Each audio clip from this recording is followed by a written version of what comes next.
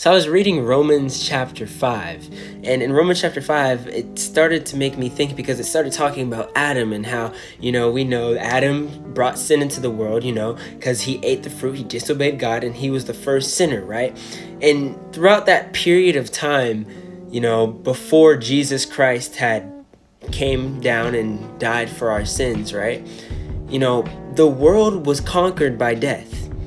And it made me think because whenever I was little, it was kind of funny because I always told myself when I get to heaven one day, I'm gonna ask Adam, why did he bring sin? Why did we have to go through all this? Why did he just eat the fruit? Why didn't he just not? Because let's just think if he just didn't, what would have happened? We never know what would have happened, and it would have saved us from so much if Adam just didn't do it.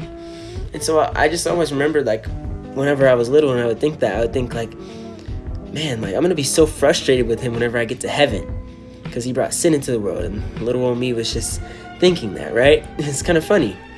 But as I continued reading through Romans chapter 5, it started to make me realize that, although it can be a little bit frustrating that Adam brought sin into the world and now we have to live in a sinful world and in a world where there's misery and all this other stuff, but even better than all of that and experiencing the world and its wickedness is that Jesus Christ came on this earth to die for me and you.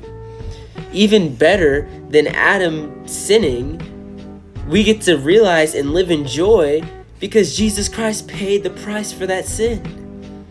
Listen, we can't be so focused on the negative in our life. We can't still be self-centered. Because whenever we're self-centered, we're only focused on the things that involve us and the things that we do bad, the things that we do good, and X, Y, and Z, right? Instead, focus your eyes on Jesus. Focus your eyes on the things that he has yet to do and the things that he has already done. Listen, you're not living in a sinful world anymore. You are living in a sinful world, but you're not living conquered by sin. You're living conquered by grace and conquered by the living and loving God. God bless you all.